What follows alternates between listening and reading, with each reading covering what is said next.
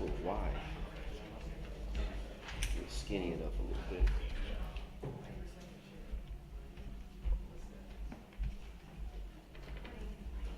You need me to let Sadoff know?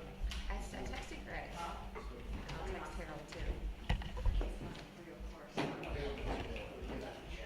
Mr. Week.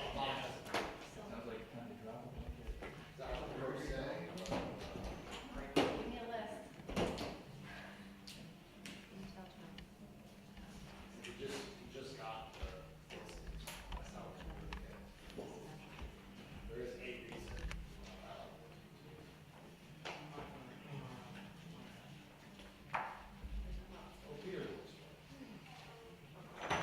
I texted Will, Harold, and Greg, so somebody should know on this. I'll make a quick phone call. Are you got anything you need? Yeah, I think we're all set.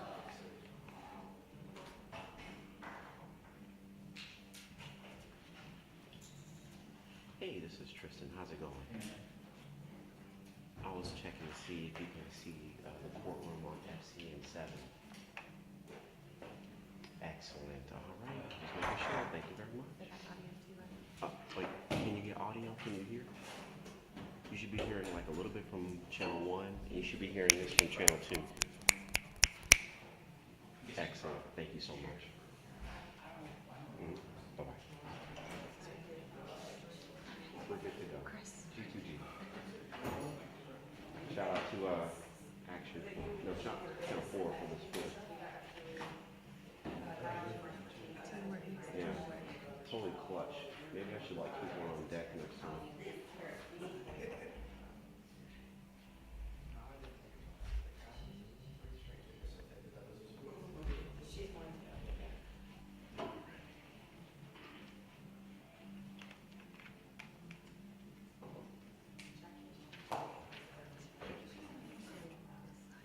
Yeah, they are.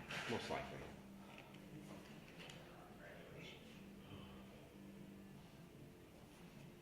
Do I hear music? I hear music. Yeah, I never hear music.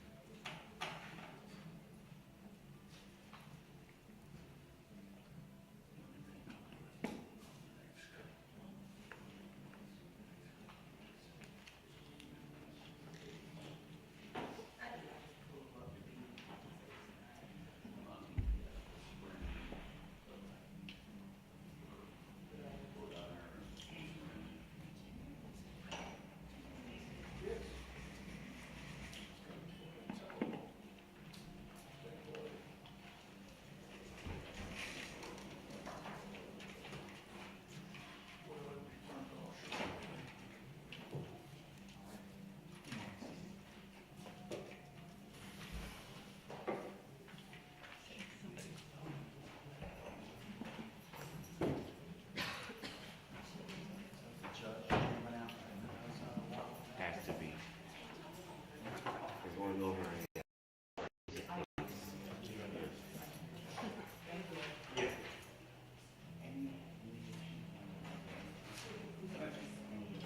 you see the copyright music case speech from the quote writer? Where he just kept jamming out in the courtroom. Like he was on the witness stand and they played some of the signature songs. And he was just jamming out. Like, that's me. That's all me.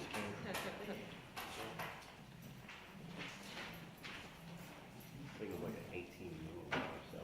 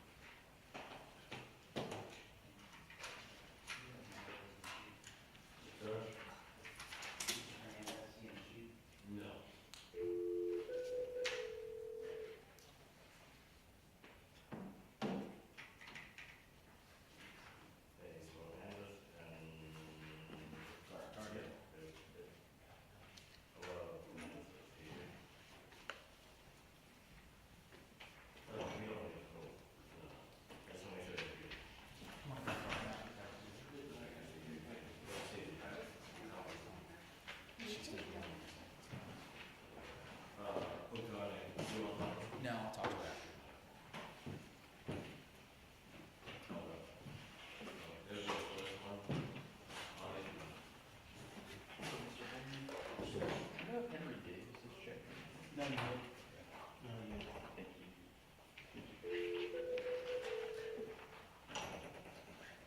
I got some paperwork for you anyway. When you come Oh, back. perfect, okay.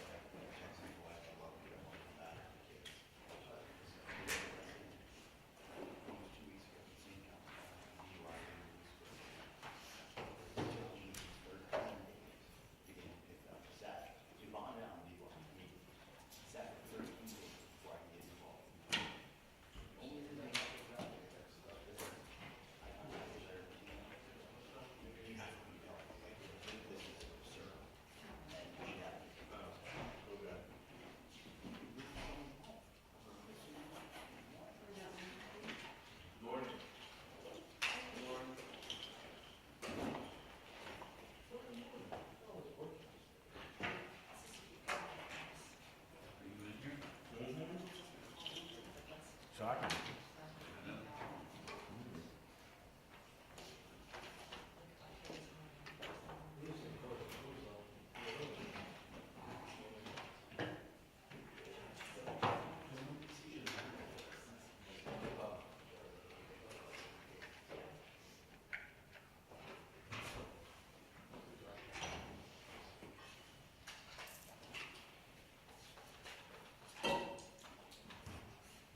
Attorneys have to consume a lot of the bill.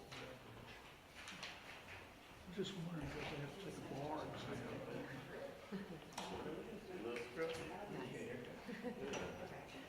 Show me your down a little bit. Good morning. Just like always, don't live stream if the judge comes out.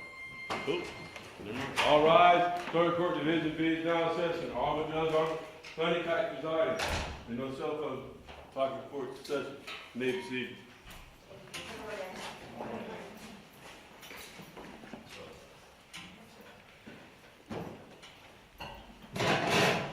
All right, good morning. If we could call up the Gardner Ramirez cases first. Verse 13 and 16 on first counter. Thank you. We're here, the state of Florida filed a motion for clarification, so we just move it.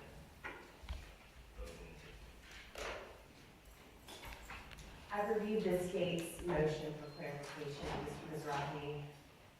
Oh, this one.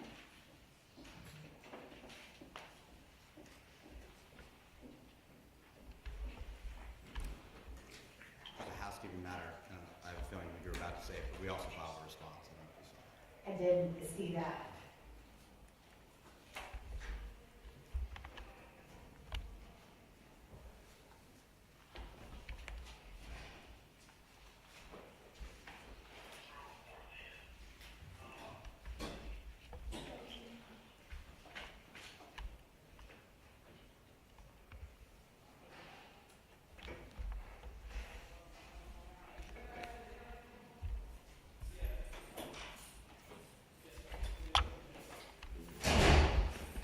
What do you want to?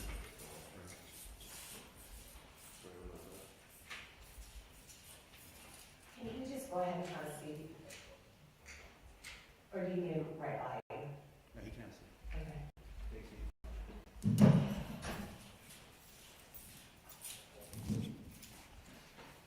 Is that okay? Yes, ma'am.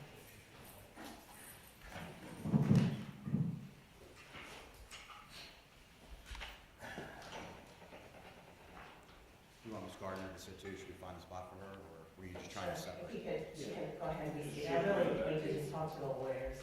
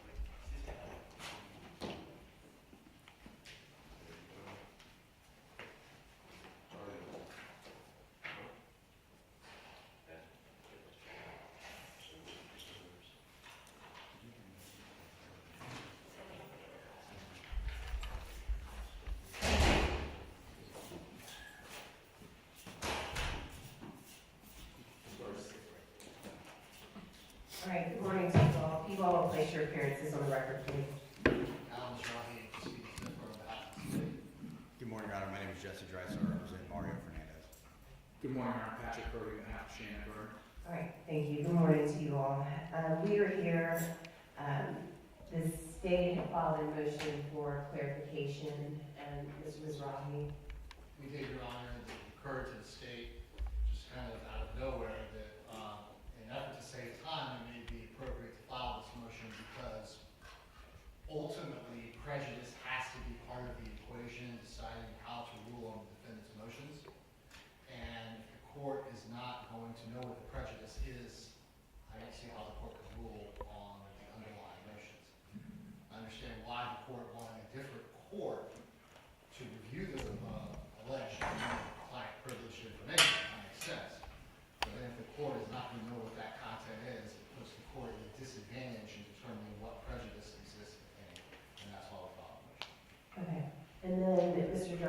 file a response.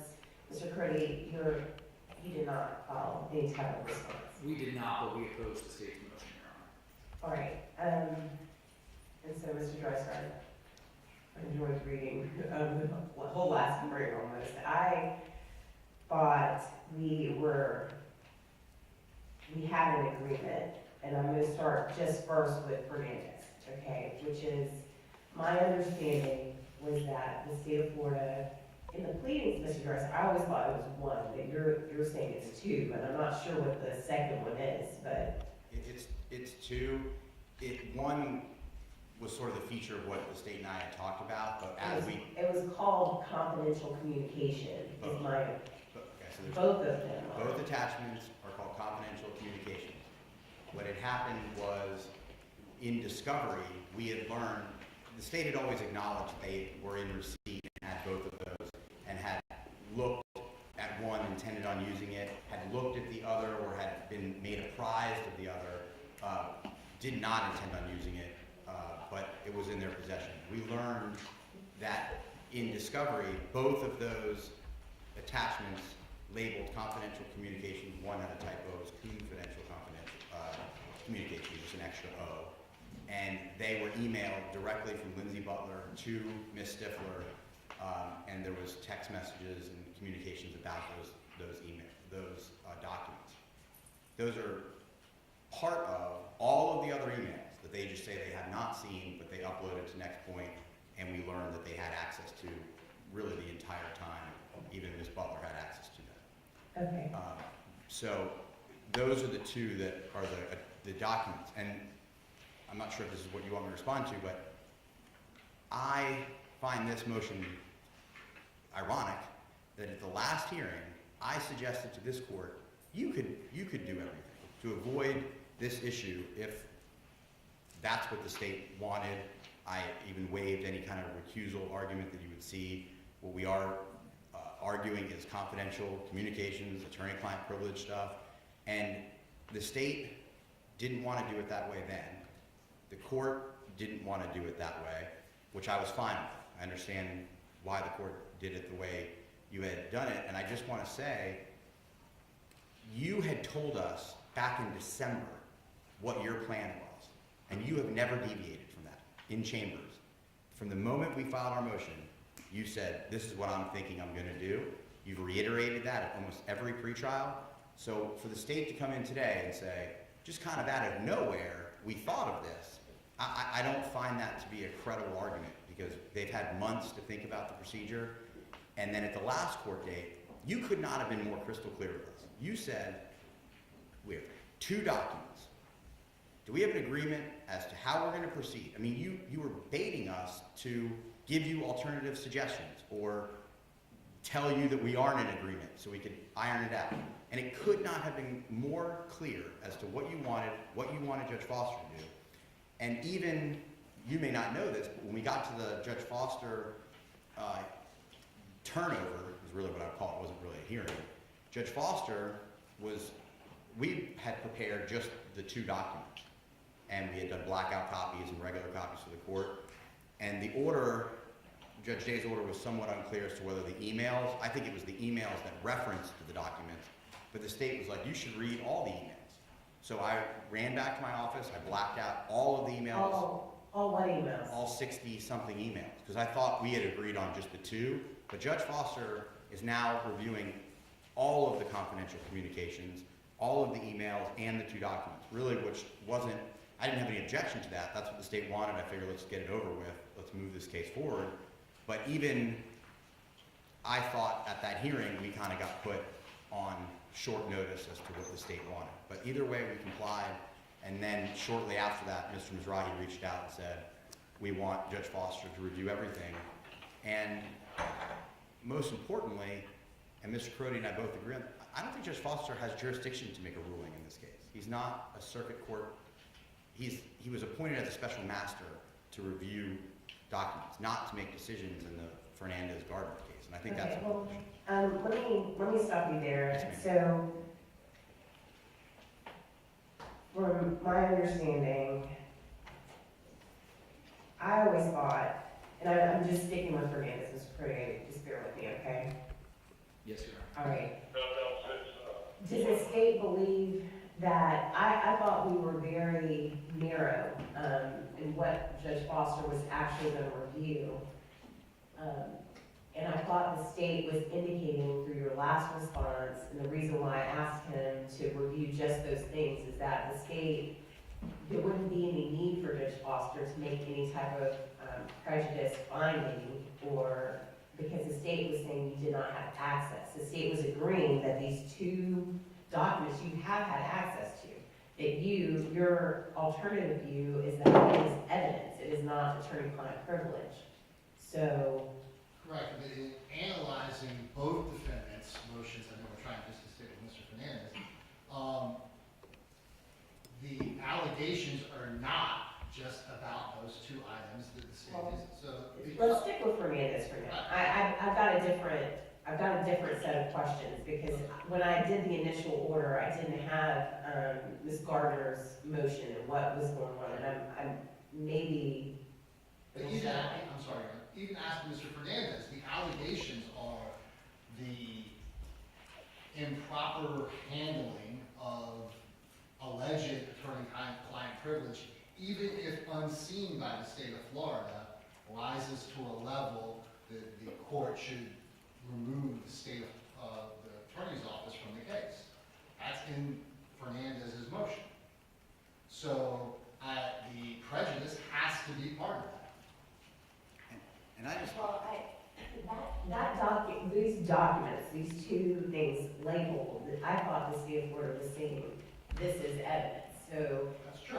the case law is that, there has to be, if the state inadvertently gets information that is in fact attorney-client privilege, there has to be some type of mitigating scenario by the state of Florida, and that would be essentially the line. That is, the state of Florida didn't try to mitigate anything. So you were saying it's evidence, it's not attorney-client privilege, and the case law seems to flow from that would be very decisive in what decision would be made. And I don't know why Judge Foster would need to make that. If you were saying you had access to it, full access, and you're saying it's evidence, and Judge Foster says, let's say he rules hypothetically that it is attorney-client privilege, there isn't any need, because the state has already said, I've had it, it was evidence, and the case law is, like, for example, I can't remember the name of the case, but it was like jail calls, where the state had it, try to use it as evidence, and they were saying it's attorney-client privilege, therefore this qualification should flow,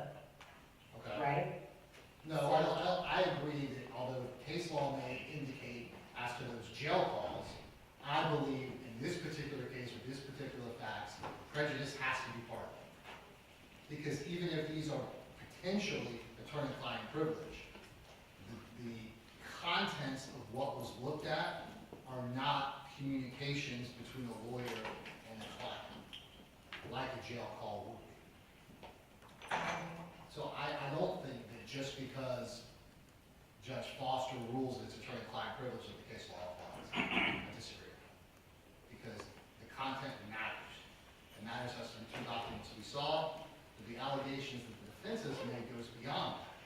It doesn't just talk about the two documents. It talks Why about, did you ask him to review the 16 emails?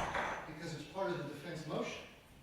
They have said that even though the state never saw these things, they should be dismissed from the case because they had access to it and put it on a cloud other people had access to. That's what But the motion state's says. defense always was that you never accessed it. Correct, Right. correct. So So I think, why is he reviewing it? If no one accessed it, then Mr. Dreiser is saying that, he doesn't want anybody to review it, and that's what he made that very clear, like, and I wasn't under the impression that Judge Foster would be reviewing any of those things. I thought it was just gonna be the two. the reason why first of all, he thought he was reviewing it, and he's asked the parties, and the state said, yes, we agree you should be reviewing that. We don't know what's in there. Okay. But it could be, because based on their motion saying that we uploaded it to a cloud, the entirety of those conversations could be, hi, let's schedule a meeting. Okay. And then the court can make two findings. One, that the state never had access to it, never saw it. And And two, even if they improperly uploaded it to a cloud, it is de minimis and non-prejudicial. So you're able to make rulings on multiple avenues, not just one that we just didn't see it. Because the motion allegations go beyond the seeing of those items, they go to actually the mishandling of the items, even if we didn't see it.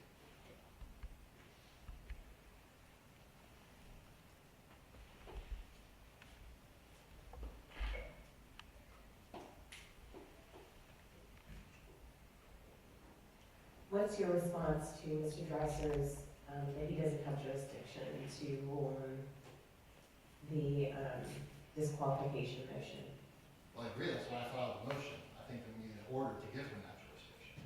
Okay. Or, I mean, maybe I didn't realize this the first time, the state is fine with the court ruling on the ultimate motion, but you have to review everything. So, I mean, it doesn't matter to us what judge does it, but we think it should be the same judge.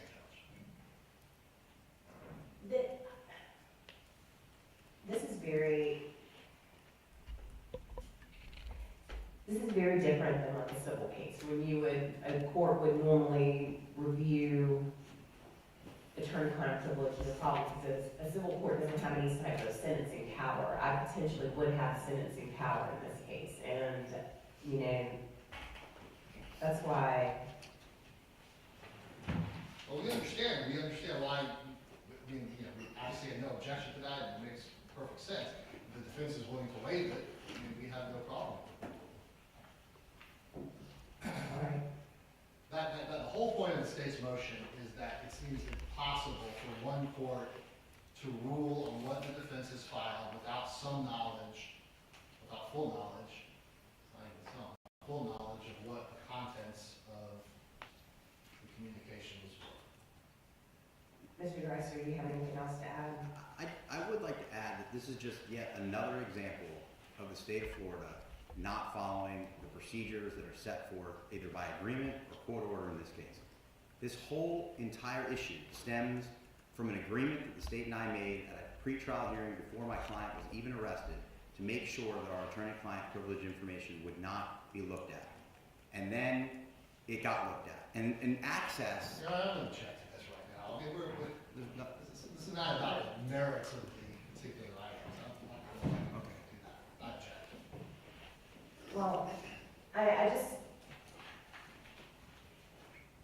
maybe I'm trying to get down to what will, I don't want to stay this case any longer than I have to. I want to get down to really the heart of what the dispute is so that we can move this case forward. And I tried very, very, very hard at the last hearing to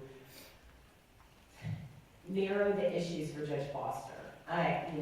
When at the outset of this case, both sides were very clear there are terabytes and terabytes of information that are up in some cloud, and I did not want Judge Foster to look at terabytes and terabytes of information. I want him to look at the information that will help this court make a decision on the motions that were filed.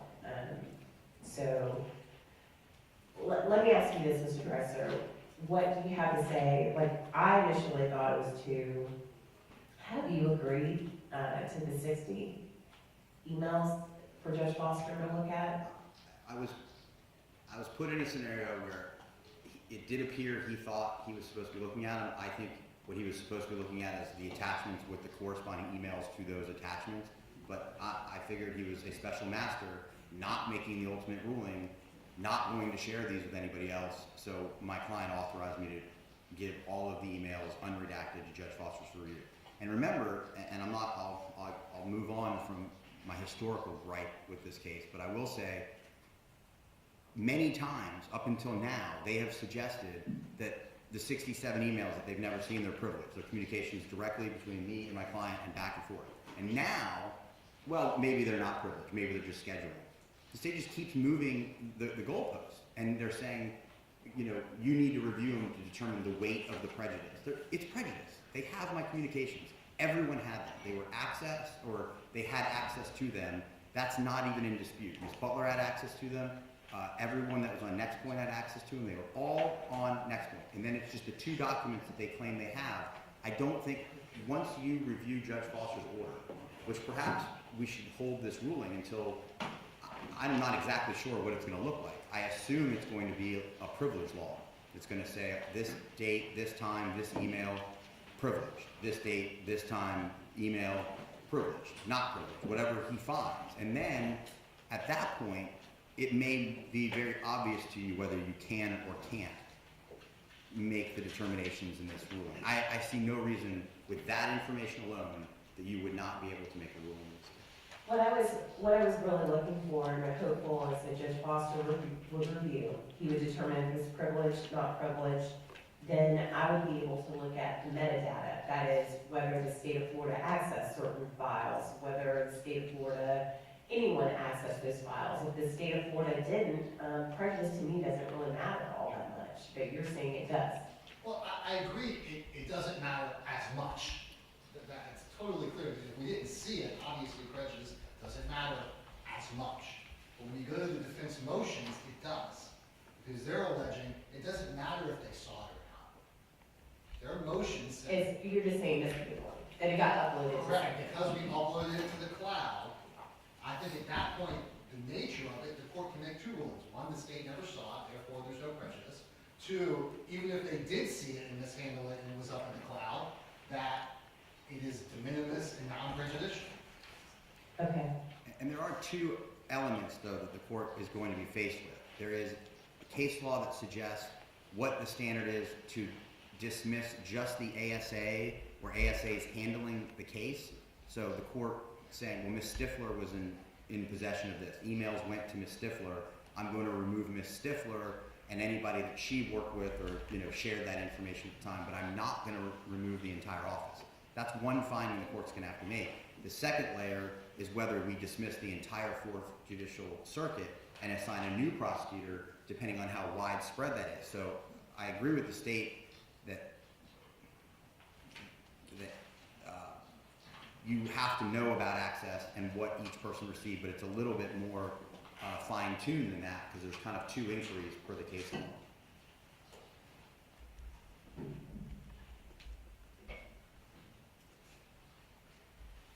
Okay. Thank you. Let me talk to you, Mr. Crody.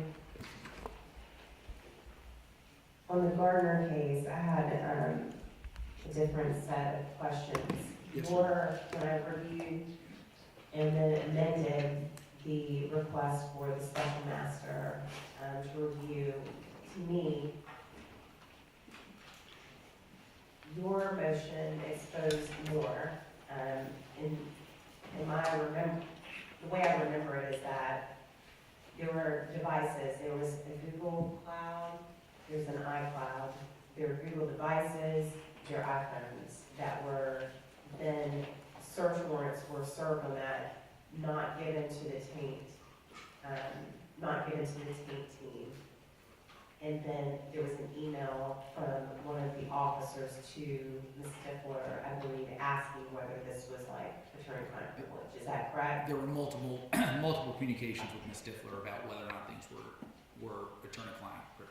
And my understanding is that what was served on the search warrant was then uploaded to some cloud, okay, and then that information was divided out among law enforcement, not the taint team, not the taint agent, I should say, and they were going to go through it. So Is that what? So a little bit different. So you have NextPoint over here, which was the first issue brought to the court's attention, where what I would call the unredacted or the information that had not gone through the taint team was uploaded and accessible.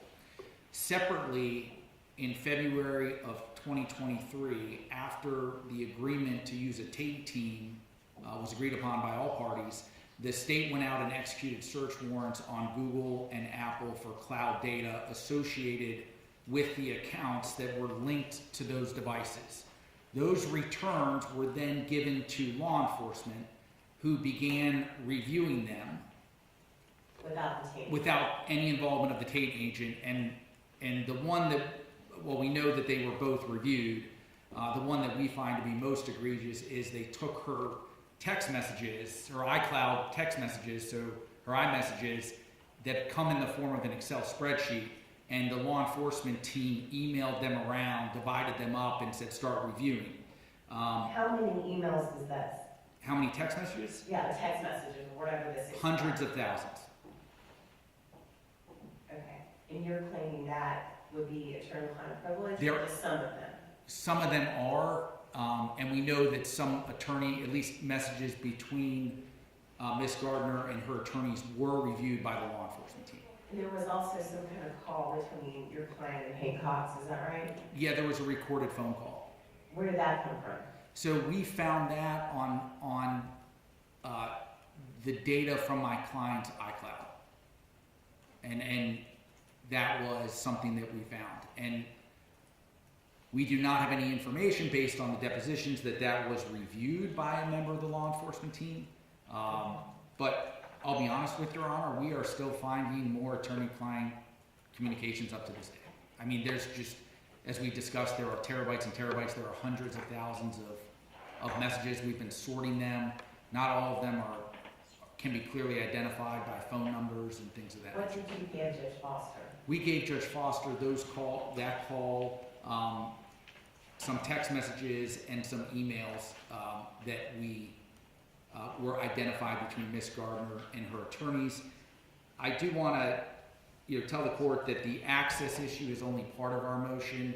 The gravamen of our motion is what we characterize in our motion as substantial misconduct, and that would be the actions by the prosecution team, and we believe that includes the state attorney's office, it includes the ATF, it includes the Jacksonville Beach Police Department, that there was this agreement, and then they all willfully and intentionally sort of disregard it and start going through materials that they knew were carbon copies of the phones that they were told they were not allowed to touch. And so that is the gravamen of our motion and why we're asking for dismissal, because we think that it's outrageous, we think that it was willful, we think that it was intentional, and we think that everyone knew it was going on and was okay with it. And that's not right. I mean, the attorney-client privilege is one of the most sacred privileges in the court, and you can't just do an end around of an agreement to remove attorney-client communications from data. And I do think, Your Honor, that the state's motion is premature because we don't know what Judge Foster is going to write. We don't know whether or not it's sufficient for the purposes of the motions. My problem is I don't know. So are you telling me that you still haven't identified all of what you need Judge Foster to review? No, Your Honor, because I accept the state attorney's position that they did not review any of the attorney-client communications that were uploaded to NextPoint. At least the prosecutors. I accept their word to the court. Now, do I know what the Jacksonville Beach Police Department reviewed? No. I know what the ATF analyst reviewed because she told us. But I don't know what the other ATF agents reviewed or what the Jacksonville Beach Police Department reviewed as we sit here right now. But I also don't know that I've identified all of the attorney-client communications because there is so much data. And some of those communications cannot be sorted by emails or phone numbers. We are finding them as we go along, line by line, file by file. Okay. But I do agree with the court that, if the state did not access them, then, that's a different issue. That prejudice may not be important for that. Our motion, though, is primarily based on, at this time, the conduct by the state and its law enforcement team, which I believe the case law establishes they are all the state, especially when this was an active investigation involving the state attorney's office from day one. And so the state, what I believe in the prior hearings has tried to do is say, well, that's them, we're not responsible for what the police do, we're separate from them, and I don't think that's what the case law says. And actually, I think the facts of this case will show that they were actively involved at every step and aware that law enforcement was going out and getting the iCloud and going out and getting the Google return. What's your position on Judge Foster making the ultimate decision? Judge, since our motion primarily rests on the substantial misconduct, we believe that Your Honor is the appropriate person to make the ruling on the motion. We don't believe that Judge Foster, one, has the authority to do it, and then two, would be in the best position to do it. Okay.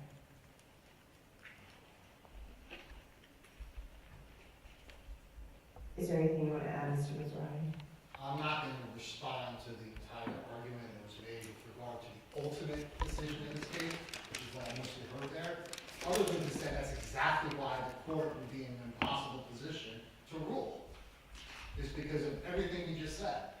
And so I felt begging for supporting our argument, our position, that the court has to have the knowledge of what the defense is claiming was misconduct before making the decision that the remedies that they've asked for. We have lots of responses to the arguments. Judge, I don't think I said anything about necessarily the content of any of these communications being, at least at this time, being known to the court in order for the court to rule. We're focused more on the state's actions than the content of any specific communication. And I don't believe the case law supports that the court needs that information to find substantial misconduct. Do you have an idea of what Judge Foster needs to review related to the Gardner case? I believe he has everything. According to the defense, we don't have the information. Well, I mean, so the search warrants that were served on the Google, what's it called, Google? They're served on Google Inc. for. Google Inc. and then the iCloud. Does Judge Foster have that from the state's perspective? He has what the defense submitted to them as potential attorney-client privilege. That's what they've represented to me. And you're saying you haven't submitted everything? Because I'm- you're still finding it? I'm saying there are still things that we are finding as of a week ago, but again, we've not gone back to Judge Foster and submitted them because they are not the center of our case. Just like Mr. Dreiser was talking about those 60-something emails, we don't know that those are necessary, as our position is simply that they went around the court ratified agreement to use a taint team and seized information and data that they knew had attorney-client privileged communications on it, and once they got it, they didn't give it to the taint agent, and there are issues with the taint team that I'm not going to get into, but they didn't give it to the taint agent, that they just started reviewing it because they felt they could. And that is wrong. It was in violation of the court-ordered agreement. The prosecutor's office knew that they were getting that data. And when they went to the second, again, I don't want to argue it, Your Honor, I think it's laid out in our motion, but we are focused more on the process that the state used and in their conduct than we are in any specific communication. And unlike Mr. Fernandez, the state has not told us that they have anything that they intend to use against Ms. Gardner that they should not have gotten their hands on. I think in Mr. Fernandez's case, I think the fact that they were going to use it as evidence is de facto prejudice because they've admitted that it's probative. They don't have anything in our case that they've said they've gotten their hands on that they're going to use. So we're in a little bit different posture. Okay. All right, I'm going to wrap this up, and I'm going to take it under advisement and issue an order, okay? Yes, Your Honor. Do you all have another date with Judge Foster? We don't. No. He was going to let us know when he was ready. I thought, reading tea leaves, it was like an April 8th date, and I think he's probably using that as a barometer, from what I can gather what he said. I gave that just so that these cases don't fall off. I'll just keep it on the April 8th date, and I'll issue an order on the state's motion to clarify, okay? Yes, Your All Honor. right, thank you Thank all you. very much.